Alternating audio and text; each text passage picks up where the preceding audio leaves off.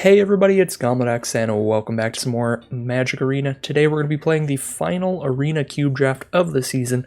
Let's just get into this pack 1 here. We've got some really powerful stuff across the board as always, but there's one card in here that's really powerful that I haven't gotten to play with at all yet this season, and that is the Scarab guard. The Scarab God. It is a multicolored card. I don't love taking those pack 1, but in Arena Cube you're a lot more flexible too with the amount of mana fixing available, and it's just a card I really want to play with that I haven't gotten to play with in quite some time, and this is going to be the last Arena Cube draft, so I think I'm just going to take the Scarab God here. We're going to go for kind of just a fun draft here, take some stuff that I'm interested in doing, and see if it pans out. So Scarab God, you get to bring creatures back from the graveyard for only 4 mana. You get to make 4/4 versions of them, so this can really take over the game. It's also incredibly hard to kill. If it dies, it just goes right back into your hand at the end step, so pretty ridiculous card all around. So now in pack 2, what do we got? We've got Heartless Act, pretty decent, cheap removal to go with the Scarab God. We've got multiple choice, that can be fun. If you get the 5 mana out of this, it's a 4/4, you bounce one of your opponent's cards and you draw a card.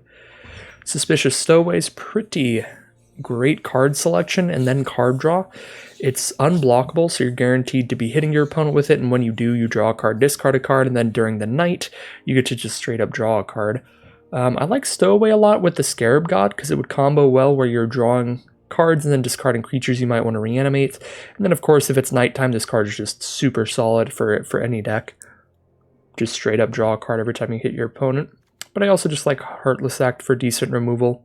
Nothing off-color's that insane. The best is probably Gilded Goose. I'm going to go with Suspicious Stowaway here. Haven't played around with that card much yet. Alright. So here we have a couple cards that are going to be pretty good. For just like blue-black with a little bit of a graveyard strategy, we have Malevolent Hermit. It's a pretty great card to be able to discard off the Stowaway and then recast for its Disturb cost, a 3 mana 2/2 flyer that makes it so non-creature spells you control can't be countered, and that is just the half you cast from the graveyard. If you're casting it on the board, it can counter a non-creature spell unless its controller pays 3. Memory Deluge is also just excellent, though. This is just such a good card draw spell. Instant speed, looking at the top 4 cards of your library, putting 2 into your hand, and then flashing it back later to look at the top 7. This card's really, really good. I think Memory Deluge is probably the better card, but I might want to go for like a really creature-heavy blue-black self-mill sort of build. And Malevolent Hermit would be really interesting for that. Don't think it's Jadar. Jadar is sweet in like Rakdos Sacrifice, but probably not blue-black. Yeah, Deluge is just an absolutely sick card, so I'm going to take that here. Hopefully I can wheel Malevolent Hermit, but that's probably not that likely since it's the only blue card in that pack. And in blue and black, we could pick up quite a bit of interaction, quite a bit of removal, maybe a Wrath-style effect. Black does have, I think, one of those in the cube, Languish.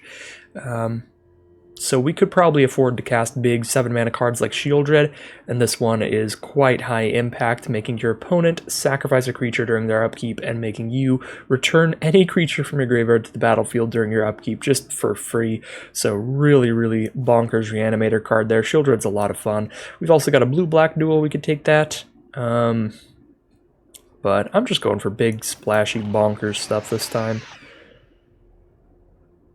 And if we're in just 2 colors, mana fixing isn't going to be as important, but it will still be something we want to pick up relatively highly. So Infernal Grasp is fantastic, really cheap removal, but Murderous Rider is 1 more mana for that removal spell, and we can also destroy Planeswalkers with it. And then we can also just play a lifelinker off the second half. I just really like the adventure cards, maybe a bit too much, but it's going to be Murderous Rider for me there. Ooh, Mana War is a great tempo play if we do go creature heavy here, which so far we are. Every single card we've taken is a creature. Yeah, Mana War is just really good if you're a blue kind of tempo deck where you are dumping out a lot of creatures and you're just trying to outrace your opponent. This card's really good at doing that, because if they play a 3-mana creature or 4-mana creature or whatever, and then you play a Mana War, you just put it right back in their hand and they spend the next turn doing the same thing. Almost like a Time Walk sort of effect. Yeah, I really like Mana War potentially here. Be kind of just super creature heavy Dimir. Phyrexian Arena is a solid card draw engine, but in blue-black we're already going to get pretty good card draw. We have Suspicious Stowaway and Memory Deluge already, and then Bale for Mastery, pretty great removal, but again, shouldn't be missing on that too much in blue-black. Let's grab a Mana Word here and see if we can't just go wild with this creature-heavy build. We can go for Bolas's Citadel. I don't think I've ever killed anybody with a Bolas's Citadel in cube yet. It's a pretty fun way to do it. For 6 mana, you're getting this out on the board, and you get to cast spells from the top of your library for free. You just have to pay life equal to their mana value. So if you're low on life, this isn't going to do much, but if you're not, then you can flood the board really quickly with this, and then you can sacrifice 10 non-land permanents to have each opponent lose 10 life. Can often finish off your opponent for that last bit of damage. Really cool card here. I'm going to take Bolas's Citadel. It's also got Bolas in the name. How can I resist? So we've got Yawgmoth, Thran Physician, super great with expendable creatures. Even if you don't have a big sacrifice theme in your deck, this is just like the best sacrifice card in the whole cube, so even non-sacrifice decks can make good use of this. Card's just insane. You're drawing a card and whittling down one of your opponent's creatures off that sacrifice, and you're doing it for free. You just have to pay a life. Yeah, I like that better than Sedgemoor Witch. I think it's between that and Midnight Clock. Midnight Clock has been a really good performer, though. Really helps us cast cards like Bolas's Citadel and Shieldred, and refill our hand late game. I'm going to take the Midnight Clock there, but I'm a little sad about it. I think Yawgmoth would be cool, too. Warkite Marauder, super great if we're very aggressive. Really good at shutting off blockers, because whenever it attacks, you make one of your opponent's creatures a 0/1 with no abilities. That shuts off flying or reach or any of that, so they can't even chump block your flyers well. Yeah, if we're getting aggressive, Warkite Marauder seems sick, but Drowned Catacomb is going to be helpful mana fixing, but you know what, this draft, I'm just going to take 0 mana fixing. That's going to be the stipulation of this draft. No mana fixing, but we're going to run a Phyrexian Obliterator. It'll all work out, I promise, somehow. We did wheel Malevolent Hermit. Alright, I'm feeling great about being blue-black. And we wheeled the blue-black duel along with 2 other blue cards here. Illyrios would be fine in here. Brineborn Cutthroat wouldn't make a whole ton of sense. We've got a lot of just sorcery speed creatures. We do have a tiny bit of instants. Yeah, I'm just going to take the duel this time.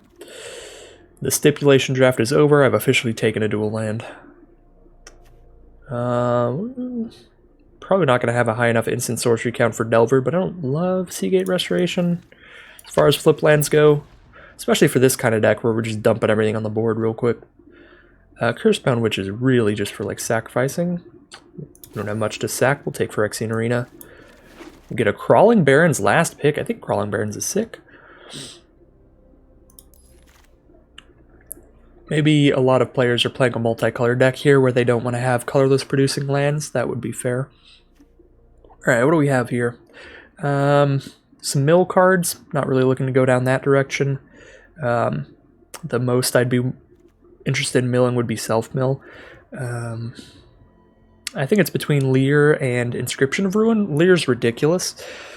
Your spells can't be countered. All your instant sorceries now have flashback, but we're not really the deck currently that's going to make great use of Leer. We have 1 instant, period. That's it. It's the only thing that's going to combo with Leer. That being said, if you are the deck to work with Leer, this thing is just absurd. You just cast a bunch of counter spells, and then you cast Leer, and you've got like 4 counter spells already cast that are just in your graveyard waiting again, and then your opponent can't do anything for the rest of the game, essentially. But Inscription of Ruin is almost definitely better for just getting aggressive with a bunch of creatures like we look to be doing here. Which has been a ridiculous card. I'm taking Inscription. Leer is generally the much stronger card, and definitely the stronger like early pick, but I'm kind of planting my flag here and just being like, yeah, I'm just going aggro Dimir. Gonna be a little weird with it. So Grey Merchant is super good with Bolas's Citadel. Gives you a bunch of life to keep casting stuff off the top, and it's pretty great if we're heavier into black and have a lot of black devotion. Gutterbones is a solid 2-power creature turn 1. Clone Crafter is a really fun enter the battlefield effect. Get a random creature from your opponent's deck into your hand. And Time Warp is pretty great when you're on the aggressive because it gives you another combat step and it untaps your lands and draws a card. I feel like Time Warp gets drafted like super highly, so we can probably just take Time Warp here, and there's almost no way that at least one of these other cards doesn't wheel to us, be it Grey Merchant, Clone Crafter, or Gutterbones. Even Lolth is fine. I'm just not super interested on her. She's a little slow to me.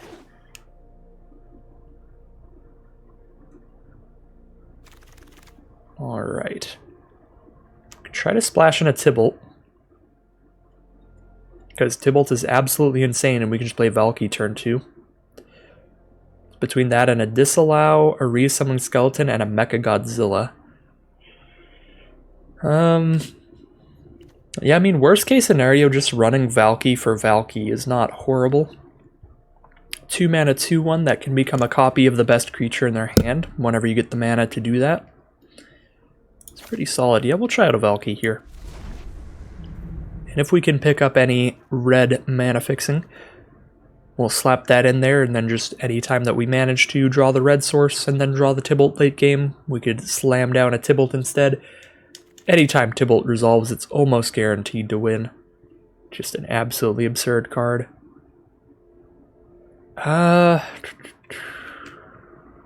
Probably like Sublime Epiphany here.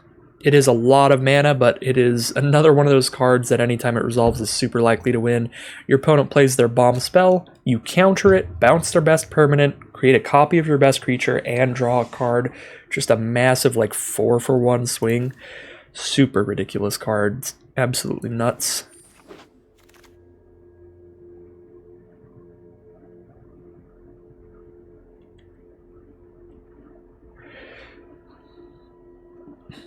Not a lot going on in blue-black here. There's some fine little counter spells. But again, I'm going for like a really creature-heavy build here where I don't want to hold up mana too often. Fading Hope would be fine because it's really cheap, or the blue-red Pathway would be fine for potentially playing a Tybalt. Oops, dropped my pin. I think I'm just going to go for the Pathway here.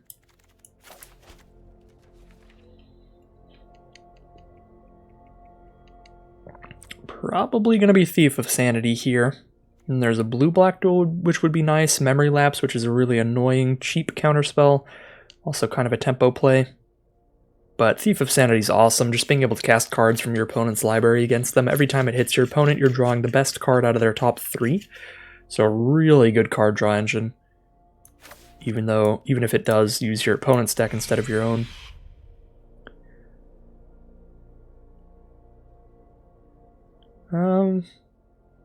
Like Champion of Wits here. Any of our flashback or disturb cards are going to be good things to discard to this. And then when this comes back later, it comes back as a 4/4, and we draw 4 cards and only discard 2. Most prevalent creature type is human, as always, so if we want Faceless Agent, it's just going to pull out a random human from our deck. I don't think that seems all that good. I like Champion of Wits. Allrun's Epiphany for another extra turn spell. There's a Field of the Dead here, but I think it's too late now. Pick 8 of Pack 2 to try to move into that. Yeah, we'll take another extra turn spell. We're just going to be a really rude deck here. Time Warp and Allrun's Epiphany picked up with a creature-heavy deck that can make use of the extra combat steps. Especially with some unblockable creatures, some flying creatures, we can really try to make use of the extra combat steps. Another blue-red duel here, probably. We have a fast land or a slow land. Take the fast land. Now we do pick up Grey Merchant, Clonecrafter, or Gutterbones, the 3 cards I was talking about wheeling here. Like going for the Grey Merchant with Bolas's Citadel.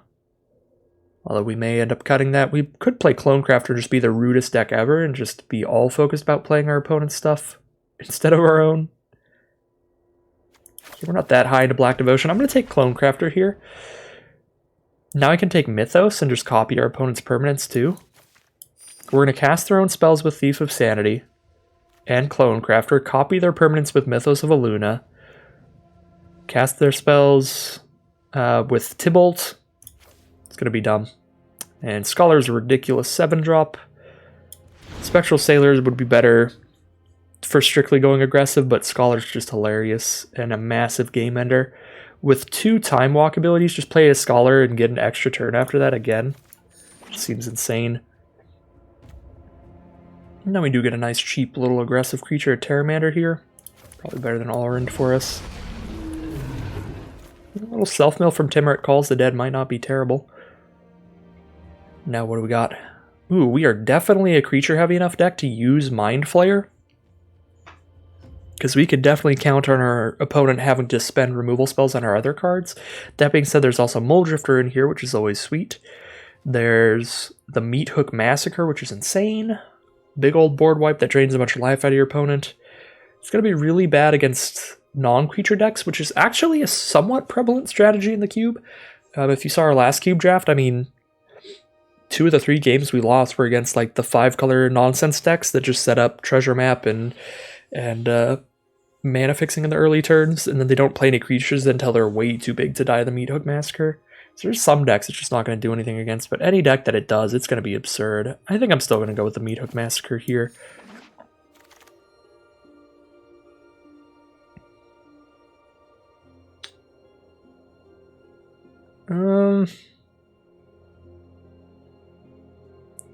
Black-Red Pathway, Woe Strider would be fine.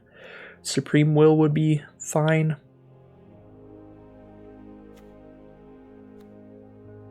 Aetherborn's a little hard to cast for my tastes. I'm not actually playing this Obliterator. That was kind of a little bit of a joke.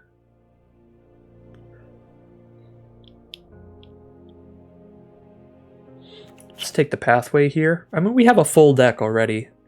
30 cards and 4 lands, that's 26 non-lands. Yeah, we've already got a deck. We can just focus on lands here, unless there's something very exciting for the main deck. Which I think, again, there's not, so we'll take another land. Temple of Malice, or actually Treasure Map. Treasure Map also mana fixes us with a bunch of treasure tokens. Scries quite a while. Could draw multiple cards off the treasures instead. Treasure Map's nice, but Temple of Malice is solid too. And it is, yeah, with as many 2-mana creatures as we want in this deck, we probably don't have a ton of time to fiddle around with Treasure Map and just dump it turn 2. I think I'm going to take the land over it. Ooh, Gaunty? Let's just continue casting our opponent's spells against them. There's some rude thievery here with this deck. That is for sure. If we pick up a Thassa to go with Gaunty or Clone Crafter, that would be pretty funny too. Thassa lets us blink it, exile it, and return it to the battlefield to get its enter the battlefield effect again. Gaunty lets us steal a card from our opponent's top 4 to cast against them. So we could just keep doing that over and over.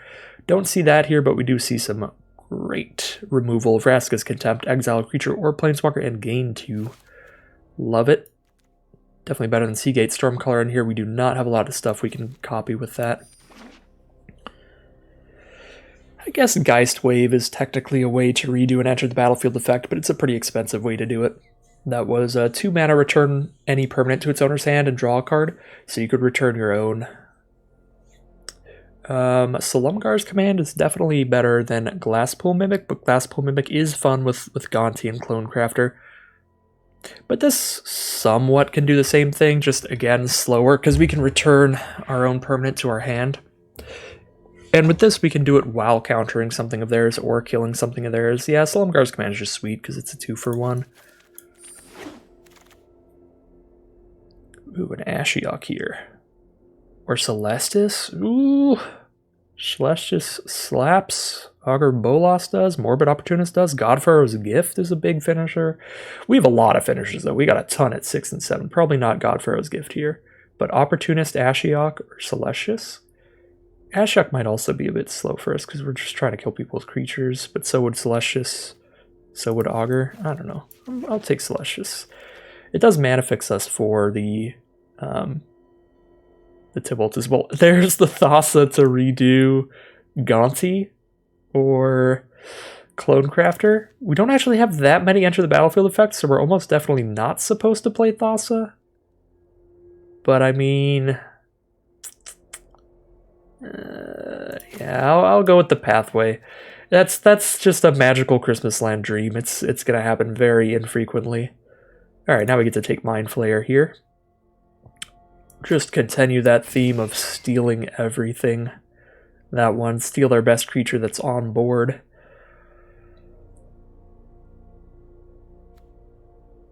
Pick up a Supreme Will here over Woe Strider, I think. Just a little more interaction. Probably not playing this Prophetic Titan, but it's kind of the only thing quote-unquote on color, because we could red splash for a late-game red card.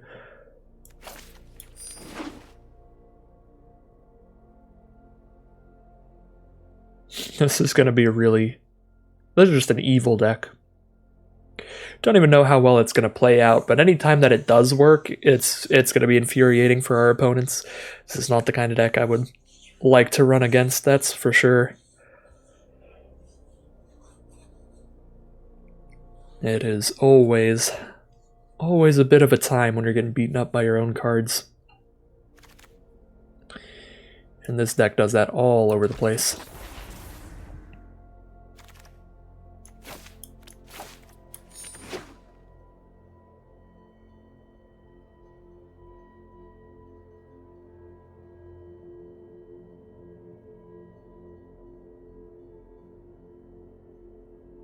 Final pick.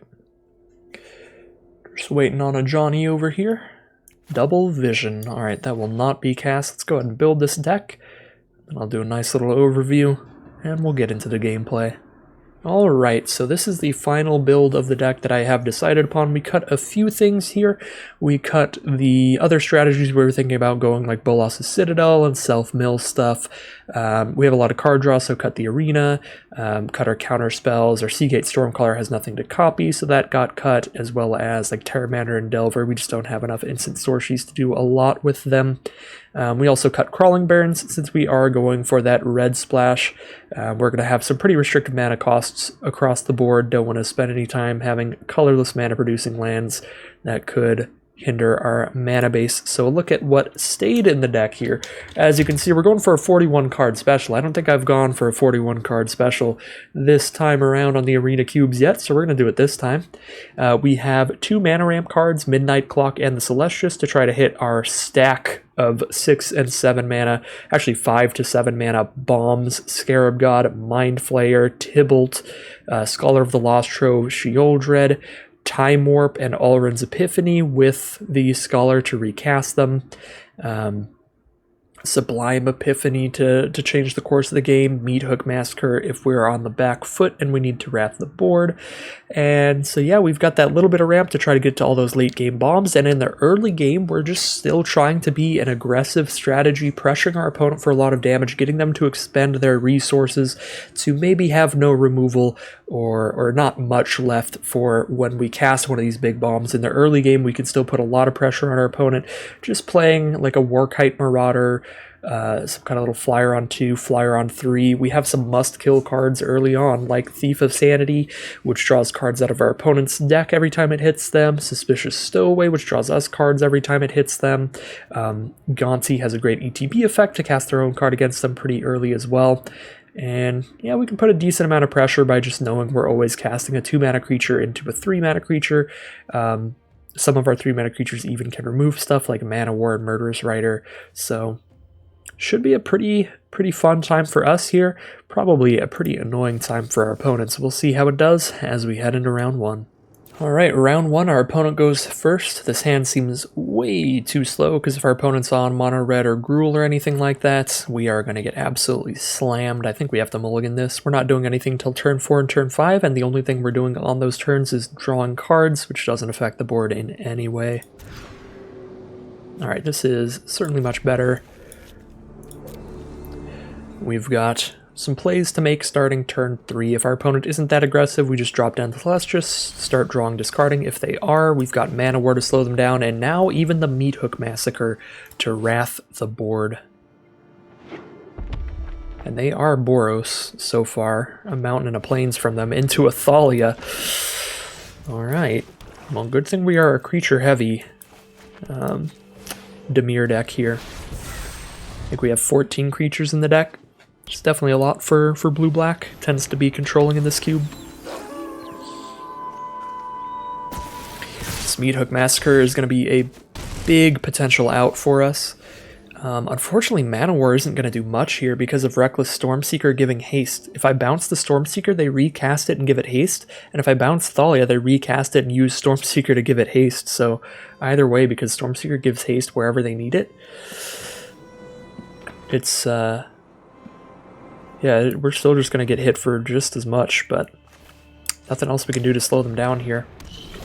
And we really need to, because Meat Hook Massacre costs more thanks to Thalia. I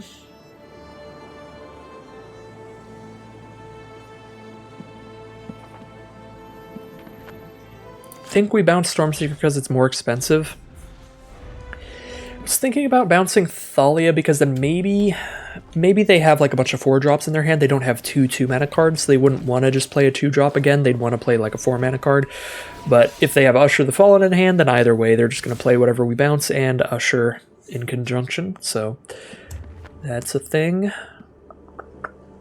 I guess we get to Meat Hook Massacre for 1 next turn. No, because Temple comes in tapped. Go for a chump block next turn, I guess. Ooh, alright, we hit a land, so we could Meat Hook Massacre for 1, and we only have to worry about Stormseeker now.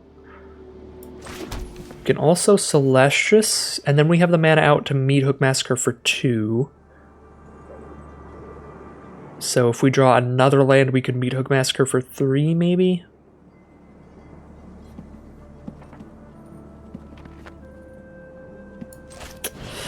We've got our fingers crossed this game, that's for sure. Thalia's really messing us up. If it weren't for Thalia, we have the guaranteed Meat Hook Massacre for 3 next turn.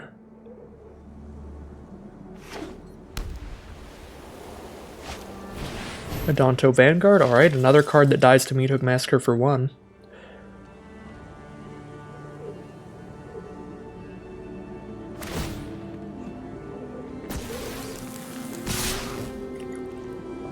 That's the most damage they're doing to us by far, so we'll trump block that one. Take 6.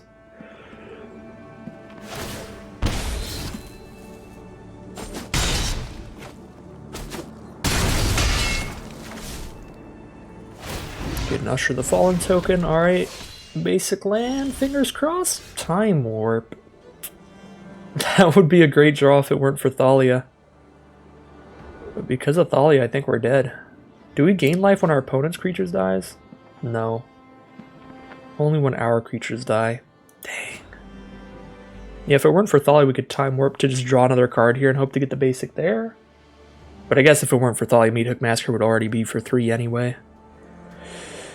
Oh. Yeah, we die to like 1 burn spell because Stormseeker's still going to be on this board, unfortunately.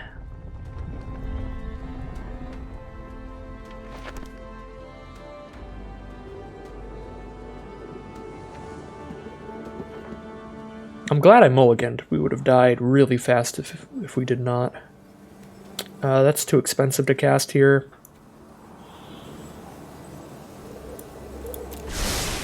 Because of Thalia. Just gonna try for 3 and see if it somehow does it? No.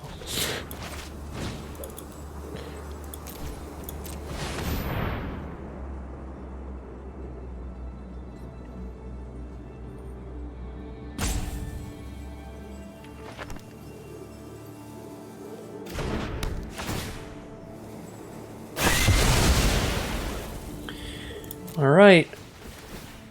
We actually die to any creature because Stormseeker gives haste. Oh wait, it does gain the life? Oh, I did read it in reverse. So we are alive. Oh my god.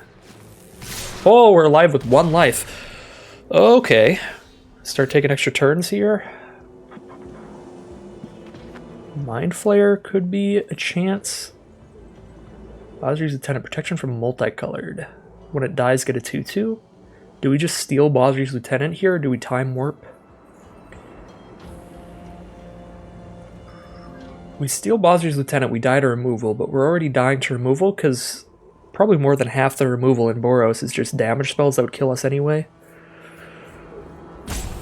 I think we steal Bosri's Lieutenant with Mind Flayer. So if I Time Warp, I'm not doing anything else. I'm just Time Warp, draw a card, see what happens. I guess we Time Warp, draw a card, see what happens, and then Mind Flayer if we don't get something great. Yeah, no, we Time Warp. What am I on about? Tapped land, so we are just on Mind Flayer then.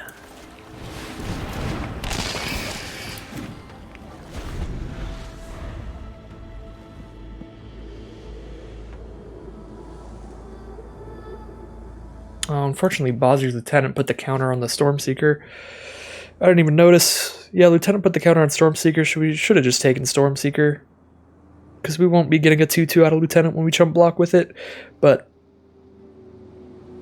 either way, they put a Bone Splitter on whatever they have left. And either way, they shoot our Mind Flayer, and we are dead on board.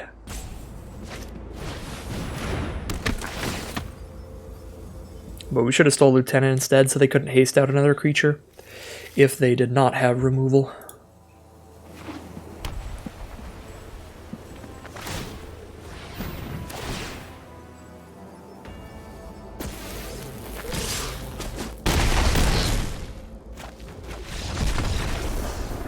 And that is game. Well, we lost the game, but at least we learned a little about Meat Hook Massacre for the future.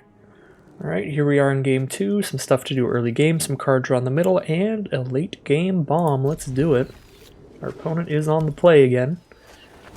And they're aggressive again. Pretty terrifying.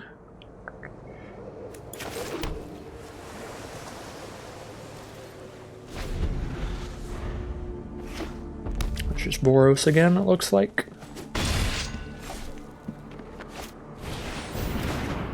1 mana 2/1 into 2 mana 3/1. This is not ideal whatsoever. We need to get card drawing immediately. We need to dig for that Meat Hook Massacre.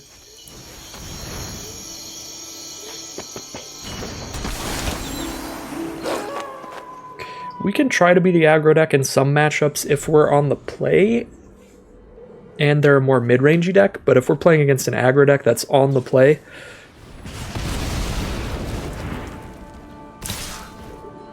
we just have to... We've got to pull out that Meat Hook Massacre.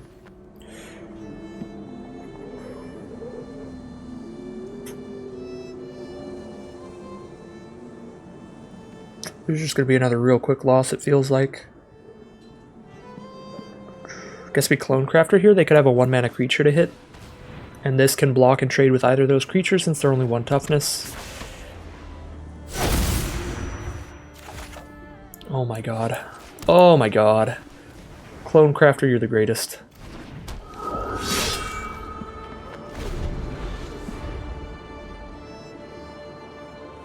That does put a big hindrance on their aggression here. The Dauntless Bodyguard was played turn 1, so it can't sacrifice itself to protect anything. So any trades that happen just happen on board. Retain? Get out! We get to play against bigger Thalia this time. All of our stuff that costs 4 or more costs 2 additional mana, so our Deluge now costs 6, so we can't dig for our Meat Hook Massacre. We're getting basically Thalia'd again. That is rough. I guess we're playing a Warkite Marauder then.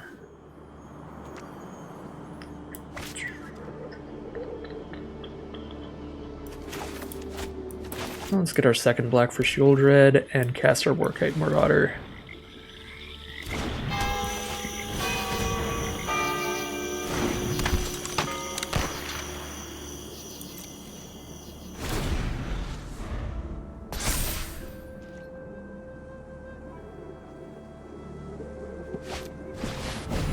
Phoenix of Ash. They only have 1 card engraved. They need a ton to recast that. They need 3. Yeah, we're going to take that trade immediately. Slow them down as much as we can.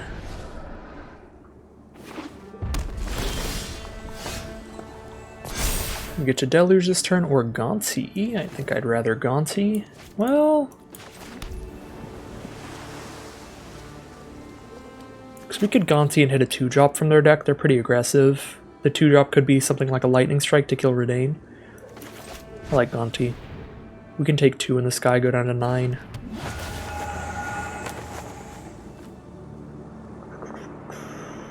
Well, I like Rum Careless here. A 2-3 to block their 2-3. Just won't be casting it right now.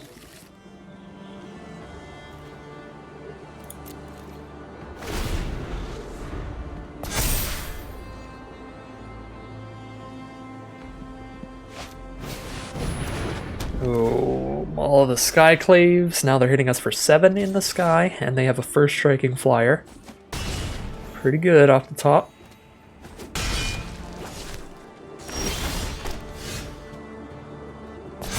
Seventh mana? It is 7th mana. We can play Shieldred here. Forces them to sacrifice something, but then we die in the sky, so we cannot afford to play Shieldred. We have to play their Rem here.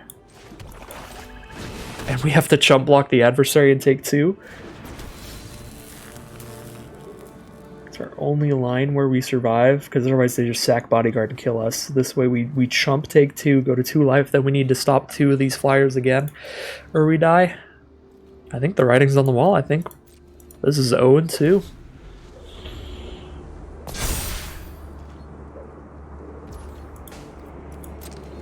So my initial assessment before I got a really lucky Clone Crafter was correct. We had very little chance this game, but yeah, oops, I even completely forgot to block the right one. Not that it would matter.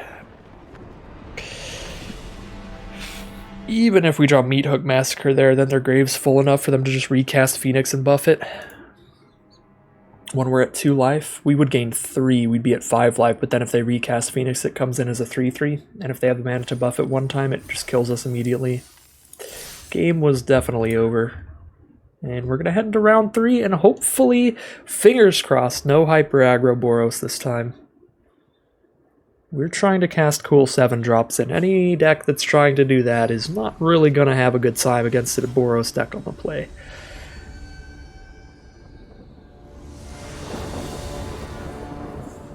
Alright. Can we cast some of the cool fun things in the cube this game? Opponent starts with a Canyon Slough. Into a forest, alright. Jund and Fauna Shaman turn 2, one of my favorite cards in the cube. Very sweet card. Very cool stuff.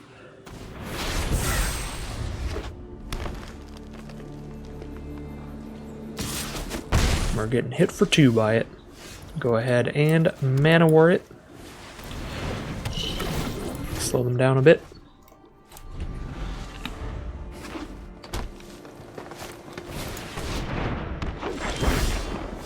Got a Time Warp at the ready. Memory Deluge here to make sure we're hitting lands. Do the same with Champion of Wits, plus we have we can discard the Deluge, and we're putting more on the board that way. So we play Champion, discard Deluge, and probably some nonsense that we draw. Yeah, discard Deluge and a land here, I think. Now we have our 5 mana for Time Warp or Mind Flayer next turn. Take the trade with Fauna Shaman. Alright, we have nuked the Fauna Shaman, I'm sorry. Sorry, Fauna Shaman. The Rag Tusk. They gain 5 when it leaves the battlefield. They get a 3/3 beast. Well, it'll stay on the battlefield. It'll just be on my side.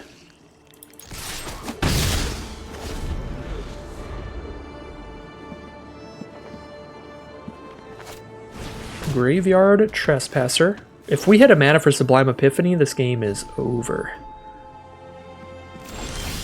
Ooh, we do not, but that would be insane. I guess we can Time Warp here and try to draw the mana. Plus that way we get another attack, which is also insane.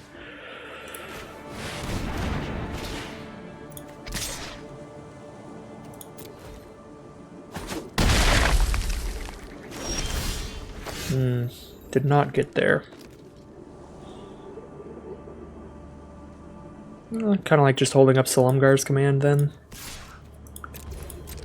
But yeah, if we had Sublime Epiphany here, we counter whatever they try to play during their turn. We get a copy of Mind Flayer to steal their other creature too.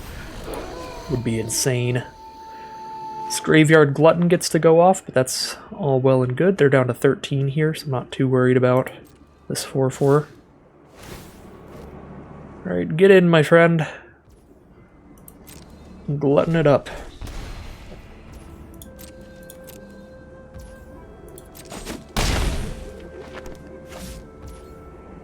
Pass turn. Now that is concerning. 4 cards in hand, they pass turn here. Alright. Now we're just holding on to Sublime Epiphany, so we should be fine.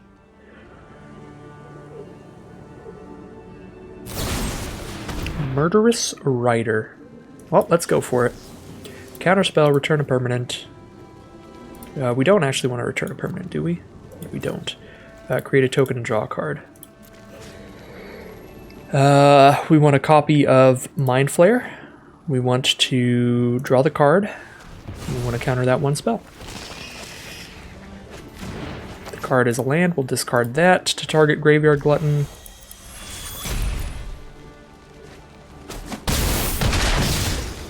And they are down to 4.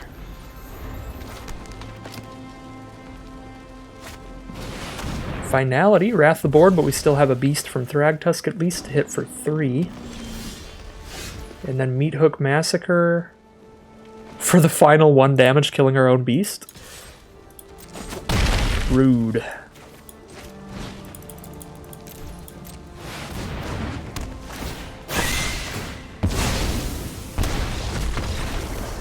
Rude top deck from the Meat Hook Massacre. Alright, here we are now in round 4 with a definite keep. And we're on the play here. We can get aggressive with this Workite Marauder. That should be fun. I do like hitting the 4th land for the Deluge, but we need another blue source to cast it anyway, so I'll go ahead and ditch this swamp.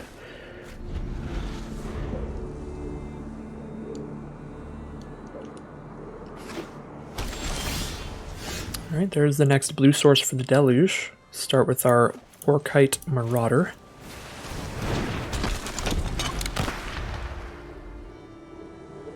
Opponent starts with Drowned Catacomb, so they have blue and black mana. It's not very flavorful for the Ajani avatar over there. Johnny's been corrupted to the dark side.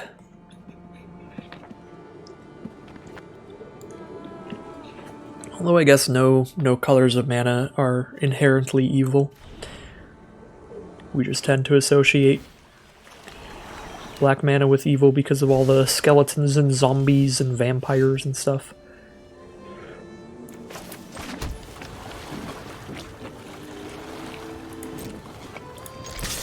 I want a Clone Crafter here, or do I want to make them discard a couple cards? Probably just Clone Crafter. Ooh, Sheoldred. We have 2 Sheoldreds in our deck now.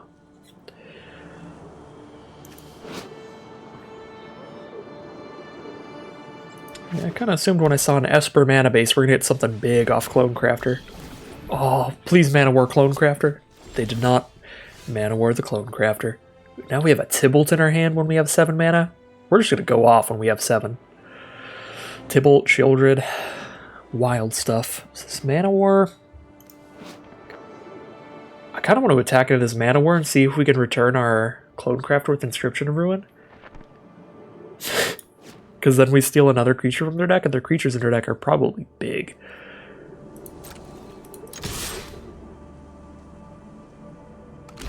Yeah.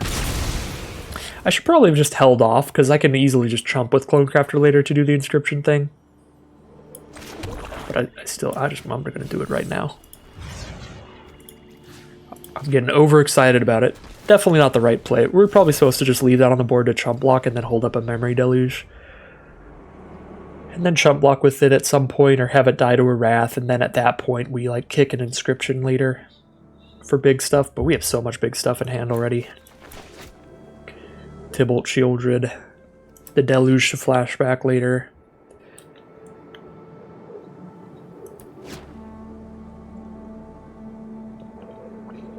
If we get a Sheoldred out and we have Clone Crafter go off with Sheoldred, that'd be insane too. Although if we get a Sheoldred out and Sheoldred doesn't die, that's already just a win condition right there. We don't need any other synergies to be going off. So Gifted Aetherborn from our opponent and Demonic Tutor. So they have a 2/3 Death Touch, Lifelink, and now they grab whatever their best card in their library is for this exact position.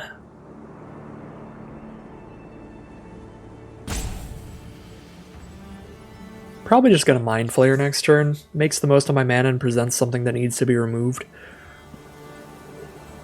And it does slow them down, because if they spend their turn killing Mind Flayer, they're not doing other stuff. Plus, when the Gifted Aetherborn returns to their board, it'll be summoning sick again. We actually have 2 Mind Flayers and 2 Shield Dreads now, because both the creatures we got off Clone Crafter were ones that we have in our own deck. That's really silly.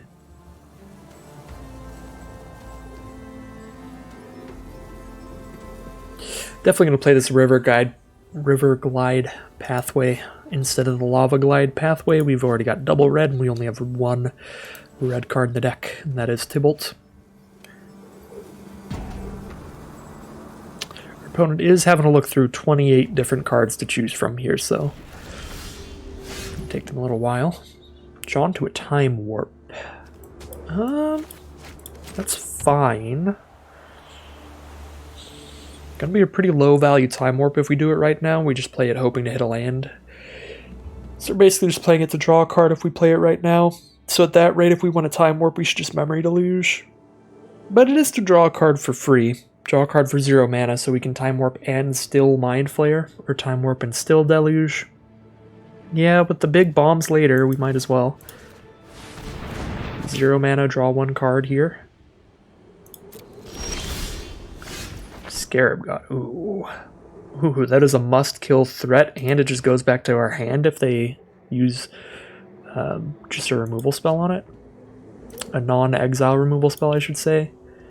Although there's nothing in the grave to bring back, so it doesn't really need to be killed yet. Once we've got a Mind Flayer in grave, it definitely will be. Yeah. Go for the Mind Flayer and probably Scarab God next turn.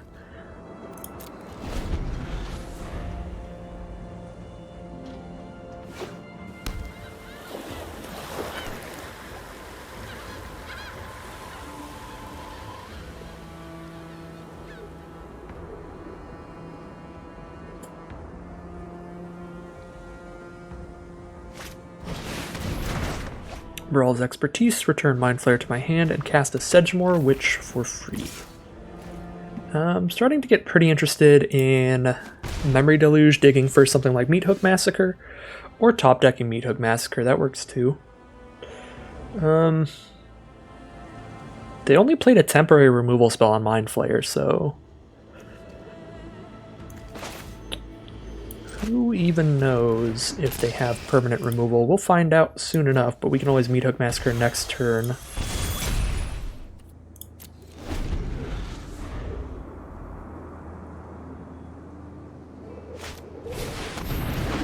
Mole Drifter, they're drawing 2.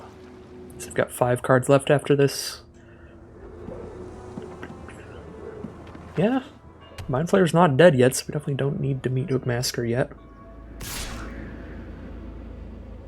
Take a little trade here.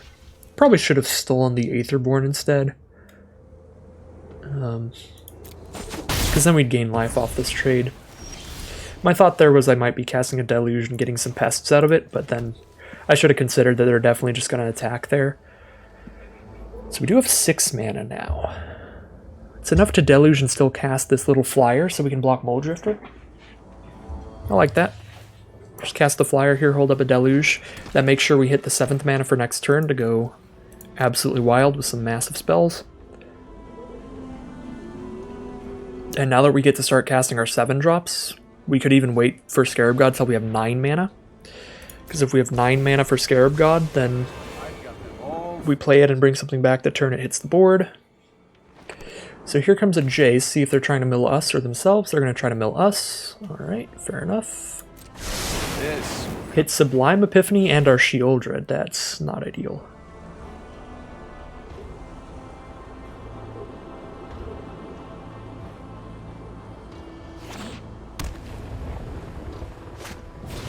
Callous Blood Mage.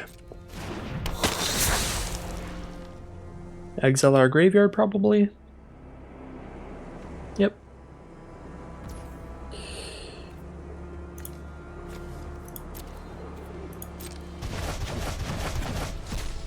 Smart play, because we do have a Shieldred and Scarab God in hand. They didn't know about either of those, but they can assume. And they assumed correctly.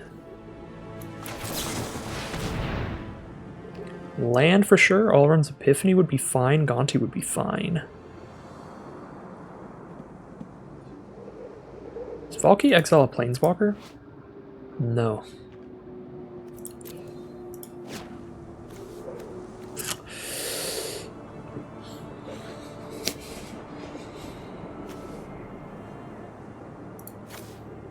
Definitely Shipwreck Marsh for the land.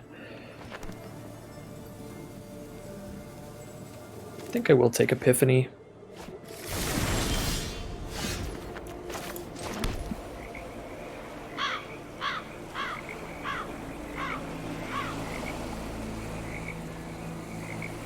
We can Meathook Massacre this turn and also foretell Epiphany.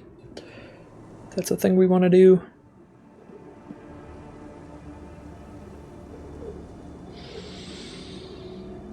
Don't even know if it is.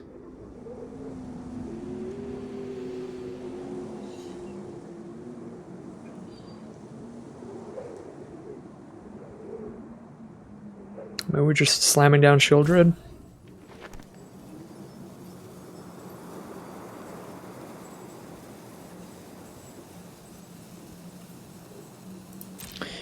Just go for a big attack on Jace, see if they double block to kill Mind Flayer, and then we shut off the Muldrifter. We hit Jace for 2, then we could Epiphany just to take an extra turn to attack Jace with these two, and then Jace dies unless they block with Muldrifter as well. It's like worst case scenario off that would be we kill their whole board except for the Planeswalker. Pretty nice.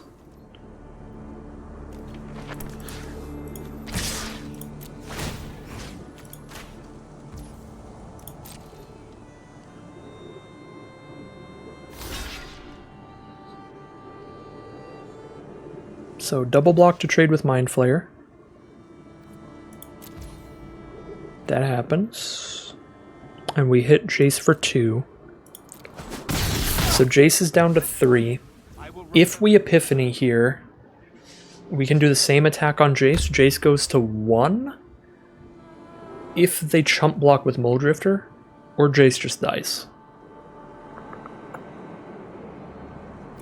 I like that. Well, could also just Meathook Massacre for 1, but we do lose Marauder. Could also just Tibalt and then all their creatures are gone also, if we just take their Muldrifter with Tibalt. Now. Or Shieldred makes all their creatures gone on their upkeep if they don't have an instant speed removal. Actually, I'm gonna go for Shieldred here. Now that they only have 1 creature left, they immediately sack it. Even if they kill Shieldred, we've gotten that value off. And if they don't kill Shieldred, we go wild. We go nuts here. Mind Flayer, they're going to take Shieldred. Well, Meathook Massacre will stop that. Let's try this. Down to 20 cards left.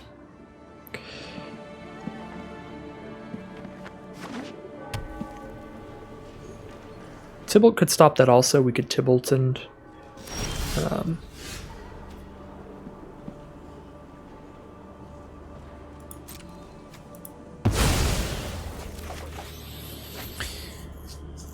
Ooh, now we have Murderous Rider to just kill Jace. But yeah, I was going to say we could Tibalt and exile Mind Flayer, and then we have a Mind Flayer to cast later, plus it's off the board so we get Shieldred back. They do have 2 mana up to maybe counter something. We have 4 mana after a Murderous Rider, so we could...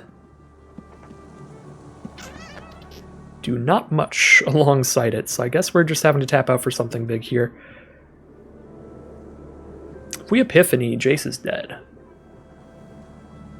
Although we take another upkeep, so Warkite Marauder would die in the upkeep to Shieldred. Go for Tibalt.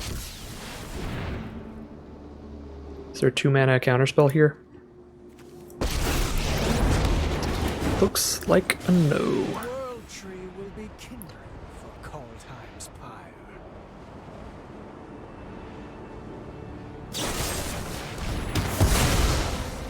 Alright. Destroy the Shieldred, fair enough. Well played. Still got a backup Mind Flayer.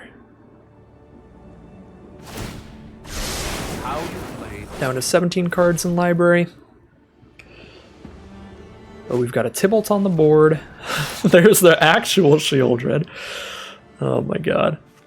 That's going to kill Warkite Marauder here. We'll take the actual Shieldred with this Mind Flayer. This is so dumb. 4 mana to play around with after a Murderous Rider here. It's not enough to kill Shieldred. We have to kill Shieldred here. We just need like a land. So I guess we Tybalt first, hope for a land here. Oh, beautiful. Okay. So now we get to go land, and now we have the mana. We have 8 mana. We can do Mind Flayer plus Murderous Rider, which is absolutely perfect. I'll plan better next time.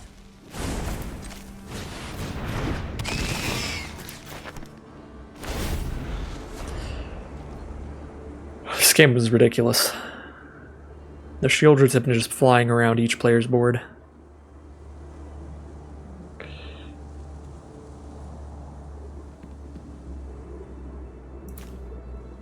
There are Shieldreds that are conjured, Shieldreds that are in our main decks. What is going on? See, there's the conjured Shieldred in my graveyard there. There's my exiled Shieldred in exile. There's the third Shieldred on the board there.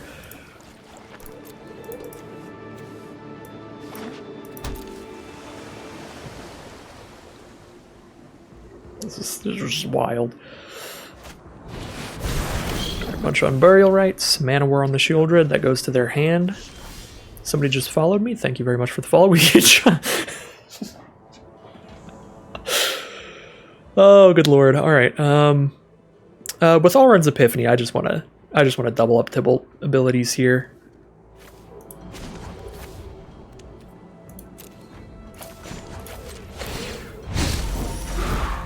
Just extra turns with Tybalt. I'm not nice. No land to play this turn, unfortunately, but it's all good. Let's just get another Tybalt turn. Attack, see if we trade here. Probably better just, oops, probably better just hold as a blocker. Do get a land this turn at least.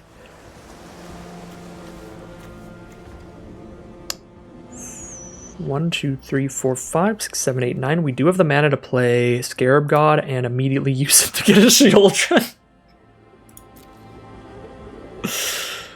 Oh. We're just gonna keep doing the dumbest things. I don't even know if these things are right. Probably not. It doesn't matter. It's the final cube draft. It's the final cube draft. Let's just keep playing Shieldreds. Yeah!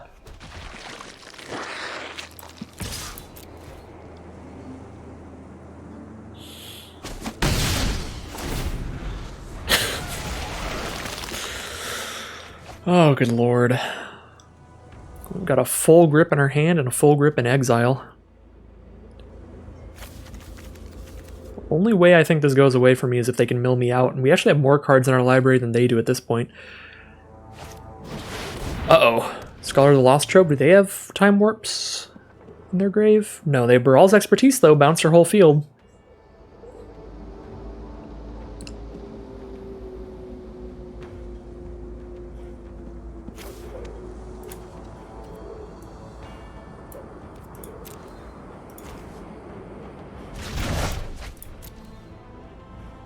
Oh, they bounce their own Scholar, so they can cast it again at a later time. Very nice, and they play a Doomed Necromancer here. And there's Champion of Wits as well.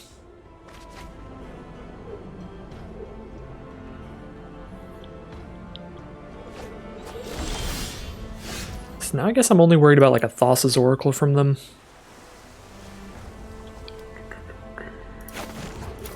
What do you got for us, Tybalt? Vraska's Contempt is nice. It's instant speed, 4 mana.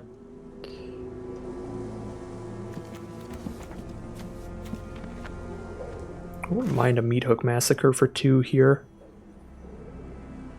I think I will go ahead and do that.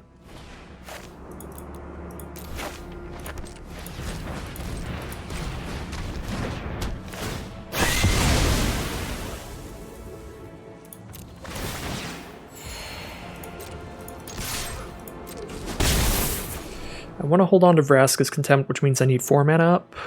5, 6.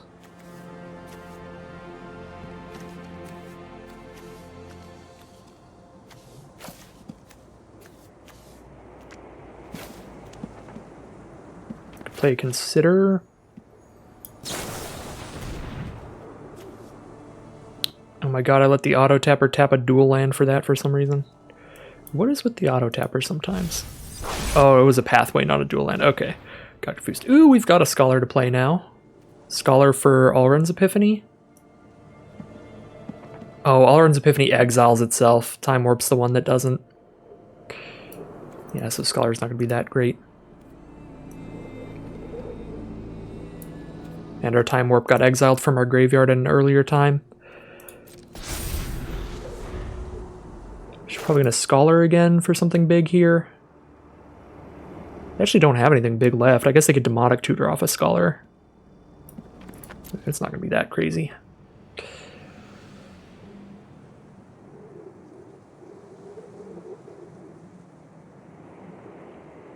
Yeah, I probably don't need to hold up this Contempt, because I can just use Tybalt now to exile whatever they play. Should have just slammed something out here. But I don't know what. Decision paralysis. We have like 12 cards in hand. Professor Onyx. Well, never mind. I'm glad I held on to Contempt then. Tybalt can't kill that. Liliana Vess? Sorry, haven't heard that name before. Guess you don't need my help. Sorry, you don't make the grade. Okay. The mill's getting close. The mill's getting threateningly close here. I don't want to draw any more cards. Just play a big Scholar. But all of my instants and sorceries in grave are just about killing things.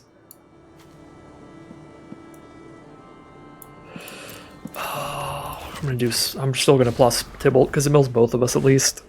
Sure, But you can handle a little pain. all right, now we just play the biggest stuff we can, which I think is just Scarab God, and then just reanimate a bunch of stuff. Reanimate one thing, I guess.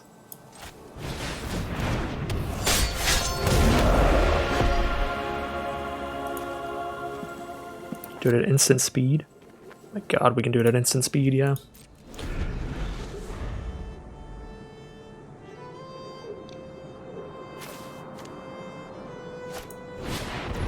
Scholar of the Lost Trove. Come on out.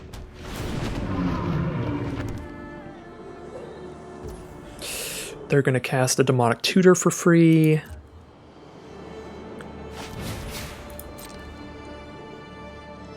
I guess I could have responded by making a 4/4 version of their thing that exiles a graveyard. Stop the Demonic Tutor. But I can also...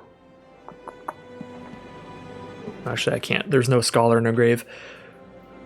I was going to say I could also Scholar for Slumgar's Command, but I can't Scholar at instant speed. I was planning on Scholaring for a Mind Flayer to steal their Scholar. Or Scarab Godding for a Mind Flayer to steal their Scholar is why I just let that off. Alright, a Pelucranos comes out? Yeah, that's fine. Yeah, I think we win. Because there's a Mind Flayer in grave and a Mind Flayer in hand. So we can have 11 damage on board by stealing Pelucranos, and then we just need to kill Scholar. So we take their Mind Flayer.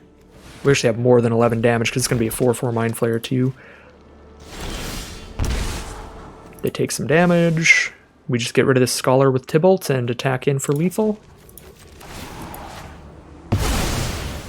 How badly you missed that? Alright, and that is going to be game. That was a really stupid game. That game probably should have ended a long time ago. But I played really safe with like that Vraska's Contempt and stuff. And I wanted to play a bunch of Shieldreds, so we slammed out a bunch of Shieldreds. Yeah, I mean, final cube draft. Whatever record we end up with here, we're 2-2 at least right now. We're pretty close to an average run. And whatever record we end up going, we're getting to do just some silly cube things. So having a good time with it. So we'll see how things go in round 5. Hand's a little sketchy against aggressive decks, but Hopefully we're in a similar matchup to the last one. We do have at least the Mana War to slow them down a little bit if their creatures don't all have haste like these Boros decks we're running up against. And looks like turn 2 here they still don't have a creature out, so I'm feeling pretty good now that we'll be able to survive long enough to attempt to cast a Sublime Epiphany at some point. This is going to be a pretty nice Mana War to slow that Hiveheart Shaman down.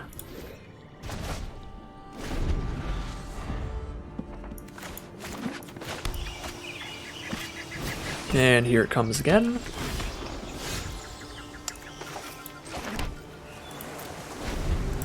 When it attacks, they pull out a basic. They can use this as a mana sink to create some insects. They can only pull out a basic they don't currently have on board, so I'm guessing a mountain here, yep. Ooh, and it pulls it out untapped too. That's actually pretty wild. Yeah, so they ramp up big time here. I'm just going to go for some insect production. They don't want to overextend into like a Wrath effect or anything, I'm guessing. Hold up a Slumgar's Command, or just play a Mind Flayer. I'll just play a Mind Flayer here, draw removal from them, and Hiveheart Shaman can't attack this turn. And if they don't have removal, which is possible in a green heavy deck, but not likely because they do have red, yeah, they're just going to kill Mind Flayer. So, at least Hiveheart Shaman just stays tapped here and does nothing for a moment. Now I think we're just holding up Command or Epiphany. There's a Golos from our opponent, but seems like a pretty basic, pretty fair Golos here. Unless they have like the World Tree, which I don't know if the World Tree's in the cube. They do have a Triome. So they've got green, red, white, or green, red, black. They need 2 more colors still though. Ooh, Meathook Massacre is a sick draw. We're gonna wait till we have 5 on that. Currently that's for 4. So for now, just hold up our instants and get a chump block off with Mana War.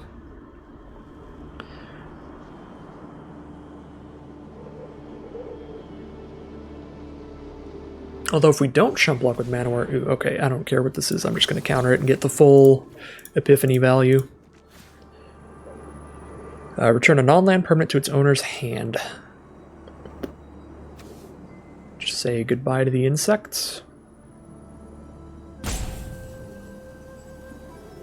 We can just really slow our opponent down here.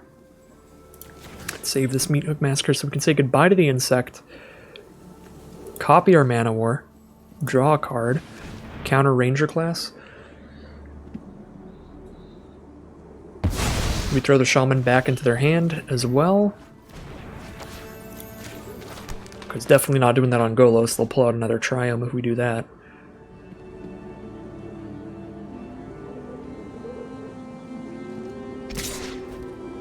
Get a little chump here.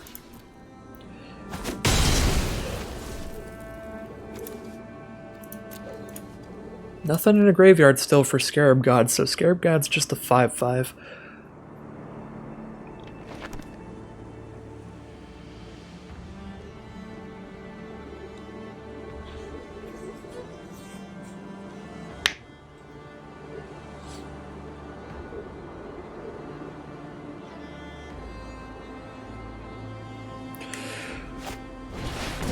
Alright, so we definitely slowed them down more than enough with that to just play around with like Champion of Wits and stuff here, which I think is what I shall do.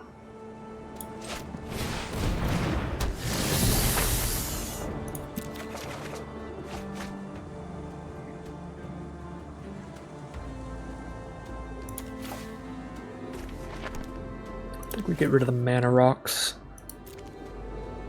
Just keep playing land for turn. Got all the colors we need. Now we have a Murderous Rider ready as well. Could just kill Hiveheart Shaman right now, but our board is still, yeah, our board's tiny. Still go for a Wrath here, we're not losing much off of it. We can hold on to Swift End to destroy a Planeswalker if they play one.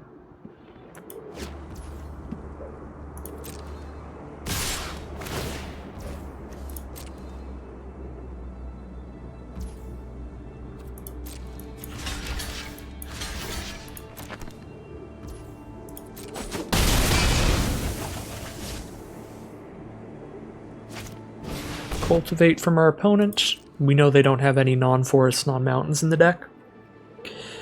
So Golos will still not be active. Just got a couple lands for later. Or for Hiveheart Shaman's ability, I guess. Yep, and they're going to go for the Hiveheart Shaman's ability. Ooh, Tybalt.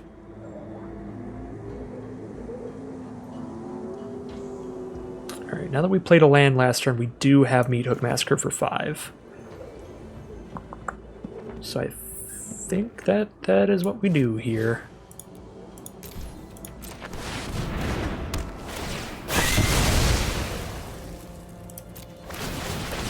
And they could have a big bomb threat, that's fine by us as long as it doesn't have haste. They can play a Jakuzeth or something. 7/7 flyer that deals a bunch of damage every time it attacks. Definitely felt a little bit like they're holding on to some bombs in case of a Wrath by activating Hiveheart Shaman's ability, but maybe not here. They just crack a Mind Stone. Maybe they weren't. Yeah, just a Despair Sentinel here. If they weren't, then we're very set up for victory here. With all of these goodies to pick out with Scarab God, and the mana now we've hit. We're actually 1 mana off from immediately casting something off Scarab God. We could immediately cast something off Tybalt.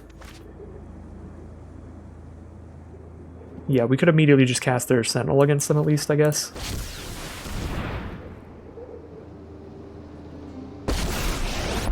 Have a little chump blocker. Beg. It won't help, but it amuses me. Be super fine to just use the plus ability instead also.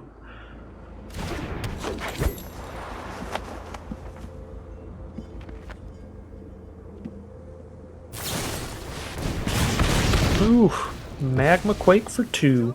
Do it the fancy way. They definitely could have done it for like 6 or something there. They had a bunch of mana up, but just prove a point there. Send a message. I like it. Ooh, Inscription of Ruin with the ability to kick it. Very nice. Well, we gotta kill this Sword Tooth because it's a 5/5. Although, do we with a Scarab God?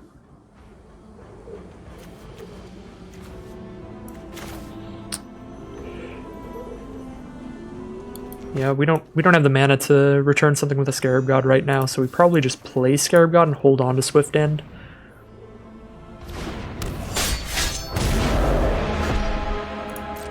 I guess we can just block Sword Tooth really and trade with it. So we just have Swift End as a backup plan.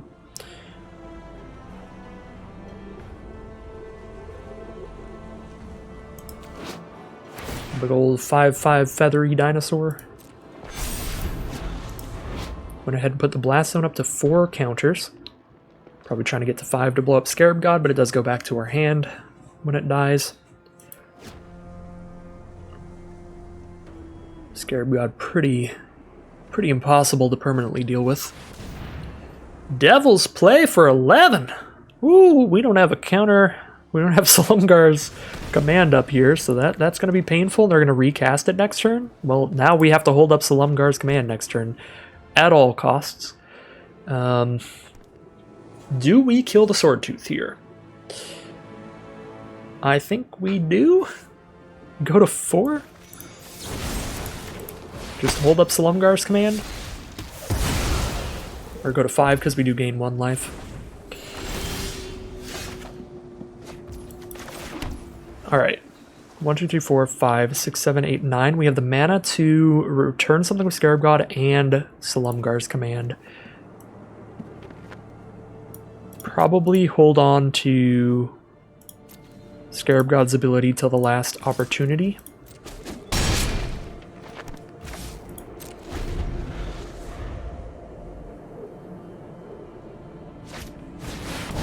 Oh my god. Ulamog.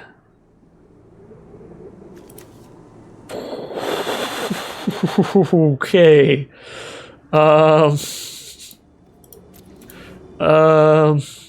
Draw 4, discard 2.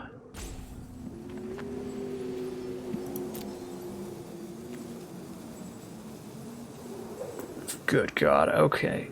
Yeah, this changes things dramatically. It's indestructible too. We need Vraska's Contempt or Mind Flayer. Mind Flayer's already exiled.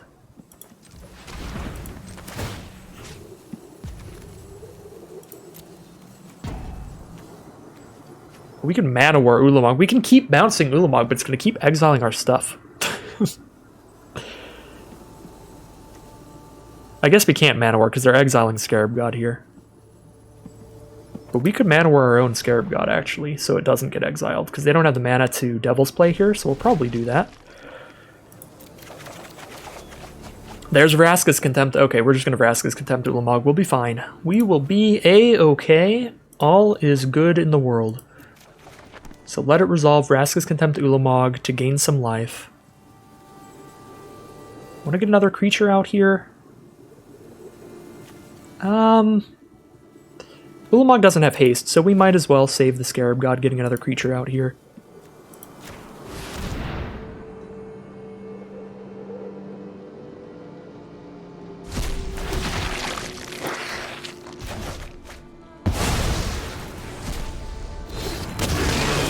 Okay, now we've Vraska's Contempt and gained some life. Hold up Slumgar's command to survive Devil's Play.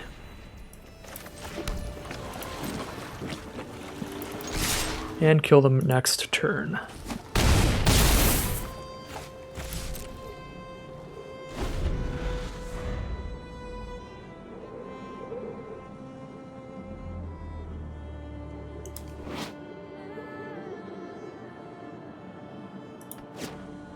We have to choose two?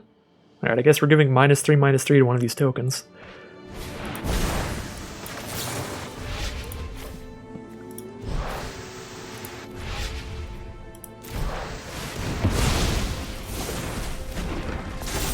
Alright, and that's lethal on board, and there's the concession from our opponent. We are now 3-2. Absolutely wild game from that ramp deck. Here we are at round 6. Super good hand here. I like this hand for pretty much any matchup.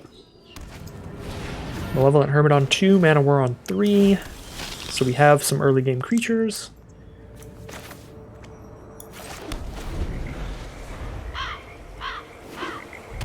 We've got the late game Sheoldred, although another Boros deck hasting out with a hasty creature turn 2. Yep. Boros deck on the play might account for another very hard game here.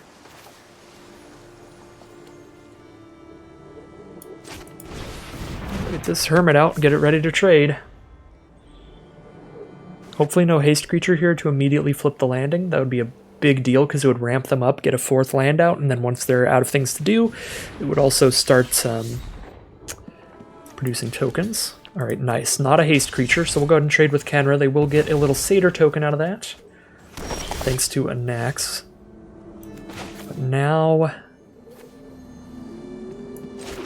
rather bounce Anax just to slow them down, or bounce a token to permanently kill it.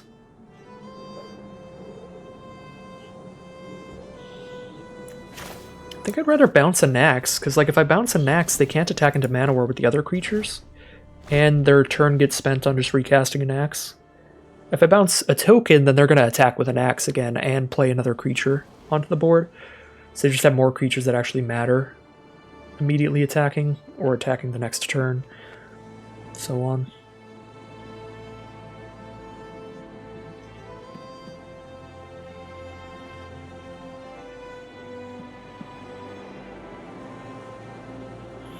Probably another game where we're just gonna dig for the one-of Meat Hook Massacre.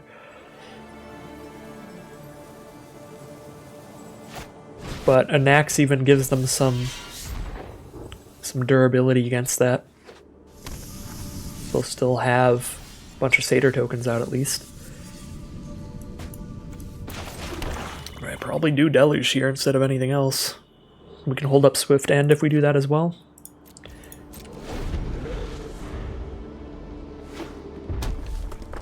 Uh-oh.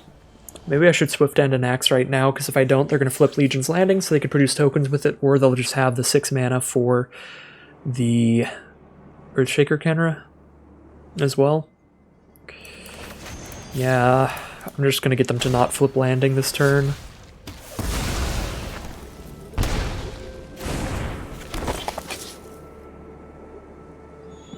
But they probably have other stuff to play than the Earthshaker Kenra, so they're still putting something on this board for now. But now they don't really have attacks, unless they want to Embercleave into our Man of War. That would be fine. That would be a fine play for them. If they've got nothing else to do. If they've got Embercleave, I'm not sure what we can do.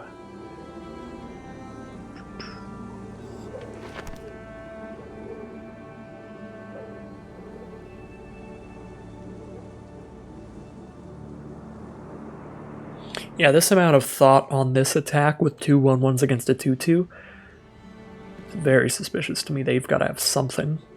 It's probably Embercleave, and they're just deciding whether or not it's better to just dump it out now or hold it to surprise out on something that would be like a 5/5 double strike after it's equipped.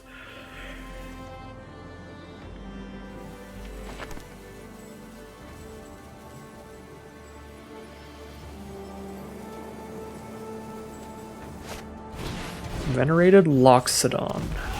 Not good at all. The tokens are all bigger, and they've got a 4/4 out now.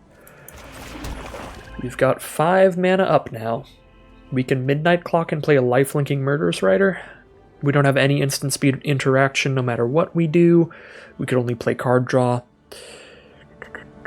If I choose to play the card draw, I'm not playing the Midnight Clock, and the biggest thing to search for off of the card draw would be Meathook Massacre, which would be for 3 if I don't play Midnight Clock, which I wouldn't if I play Deluge. And I need it to be 4. I mean, I guess if I Deluge, I'm hoping to get a land in a Midnight Clock. And then it would be for 4 next turn. I don't know if it's better to Deluge or just play a lifelinking blocker.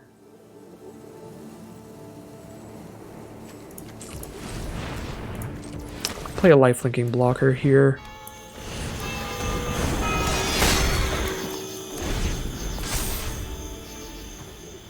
If they have Embercleave, we're just dead, right? Because they throw it on Loxodon, it's a 5/5 double strike, that's 10 damage, of which we can stop 2. Dwarf's Disciple as well. Royal Eruption to kill Murderous Rider. Okay, they don't have Embercleave at least. But now we have 1 top deck to get out of this.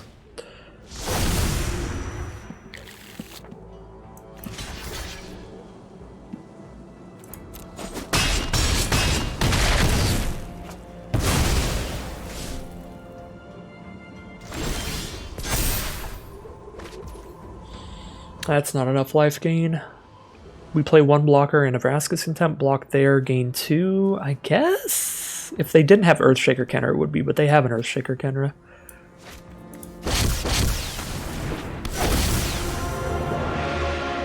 Their card in hand is Amiria's Call. Alright.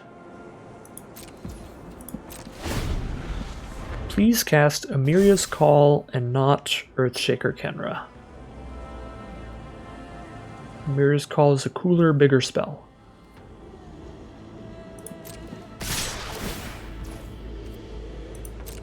We do have 8 lightning bolts in the deck now, so even if we do survive with 1 life, not sure. Oops.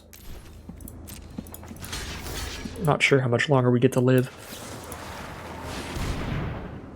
But probably not long.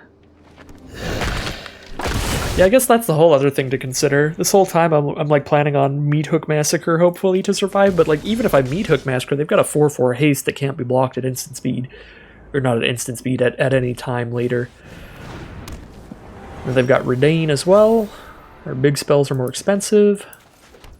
We can play Sheoldred, but our deck is just not suited to beat these Boros aggro decks, so that will be all 3 of our losses here. Boros aggro just coming in hot on the play with too much aggression for us to stop.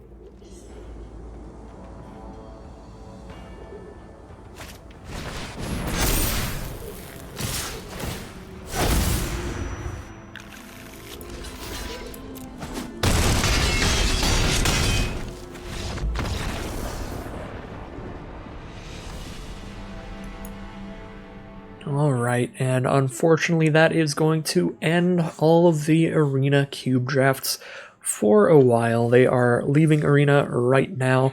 You can still play for 2 hours and 54 minutes left if you're in a queue. However, let's go ahead and check out our prizes real quick. Grix Harbinger's pretty cool. Obsessive Stitcher's pretty sweet too. But if you see, the queue is all gone now, and it has been replaced with some mad science alchemy thing. Which is kind of weird. But anyways, that is going to end the Arena Cube draft videos, but we'll have plenty more drafts in the near future. 1 week from today will be Innistrad double feature, where they are mixing together Midnight Hunt and Crimson Vow into one draft format. I will have a video of that up on launch day, and probably pretty much daily for a little while there. And then Kamigawa Neon Dynasty will be a couple weeks after that. So cool draft stuff on the horizon, even if the Arena Cube is gone. We've got plenty to play. As always, at the end of the video, I'd like to thank you all very much for watching, and I'll see you again very soon for some more Magic Arena.